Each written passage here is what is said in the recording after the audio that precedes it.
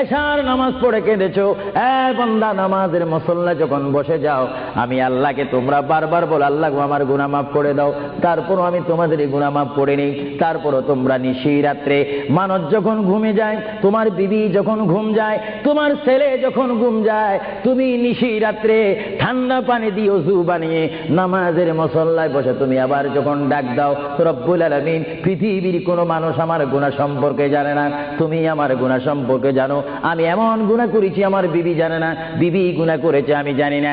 আল্লাহ তুমি সব কিচ্ছু জানো, হে আমার প্রভু তুমি আমাকে মাফ করে দাও। আমার আল্লাহ বলে তারপরও যদি তোমাদেরকে আমি মাফ না করি, তারপরও বান্দা তোমরা আমার রহমতের দরজা থেকে ফিরে যাইও না। আমি তোমাদেরকে হুকুম দিচ্ছি, ওয়ালাউ আন্নাহুম ইয যালামু আনফুসাহুম জাউকা, বান্দারে যদি গুনাহ করে ফেলো আমার রহমত থেকে মুখ ফিরে তুমি চলে যাইও না। বান্দা আকাশ পরিমাণ যদি গুনাহ করো, পাতাল পরিমাণ যদি গুনাহ করো, সাগরের পানি পরিমাণ যদি গুনাহ করো, পাহাড় তুলনায় যদি তুমি গুনাহ করো, আমার দরবার থেকে তুমি নিরাশ হইও না। বান্দা আমি তোমাকে একটি রাস্তা পাঠাই দিচ্ছি, একটি পথ তোমাকে আমি দেখাই দিচ্ছি। সেই পথটি কোন পথ তোমরা জানো?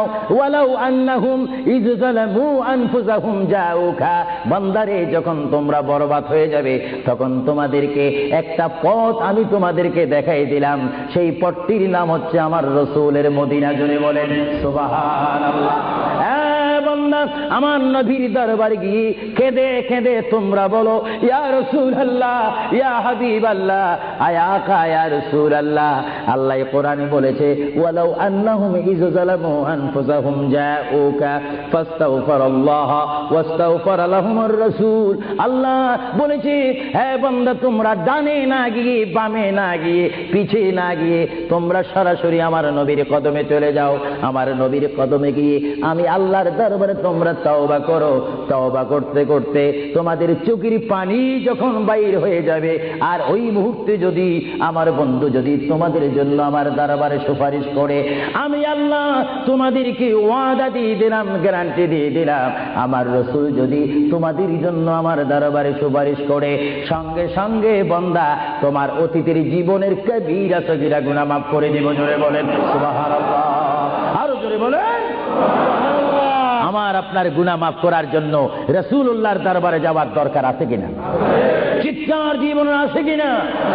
এটা কোরআনের অপব্যাখ্যা নয়, কোরআন শরীফের আয়াত। ওয়ালাউ আন্নাহুম ইয যালামু আনফুসাহুম জাউকা, যারা তাফসীরি পড়েছেন, তাফসীর জালালাইন পড়েছেন, টাইটেল পড়েছেন, বুখারী পড়েছেন, মুসলিম পড়েছেন, ইবনে মাজাহ পড়েছেন, সিয়াসিত্তা পড়েছেন, হাদিস পড়েছেন, ইজমা পড়েছেন, কিয়াস মেনেছেন, উসুল মেনেছেন, বালাগাত মেনেছেন, মুনতিক মেনেছেন, শরীয়ত বুঝেছেন, তরিকত বুঝেছেন, হাকিকত বুঝেছেন, ইলমে লুদুনি পেয়েছেন, ইলমে তাসাউফ মেনেছেন, তারা অবশ্যই স্বীকার করবে মানুষের একমাত্র মুক্তির স্থান, পরিত্রাণের স্থান, আসলের স্থান, নাজাতের স্থান, আল্লাহ পাওয়ার স্থান মুহাম্মদুর রাসূলুল্লাহ কদম মুবারক। চিৎকার দিয়ে বলেন সুবহানাল্লাহ।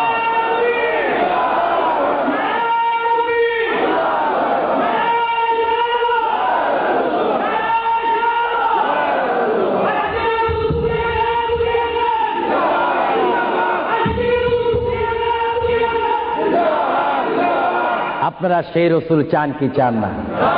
অবশ্যই চাইবেন, না চাইলেও চাইবেন। কেন চান নেই? অবশ্যই আফসোস করবেন।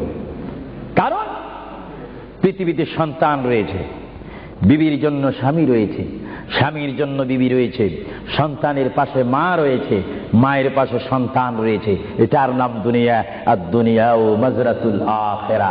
কিন্তু এই দুনিয়া যেই দিন জীবনের সমাপ্তি, বিদায় ঘন্টা বেজে যাবে, সেই দিন সন্তান ইচ্ছা করে মায়ের পা ছেড়ে দিবে, পিতা তার মায়ের সামনে থেকে চলে যাবে, এমনি ভাবে সবাই বিচ্ছিন্ন হয়ে যাবে, সব চলে যাবে।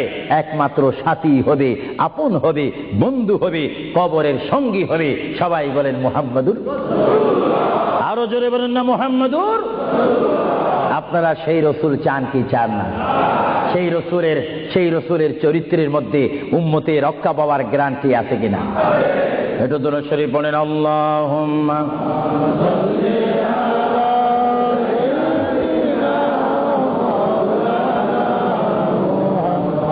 وعلى آل آل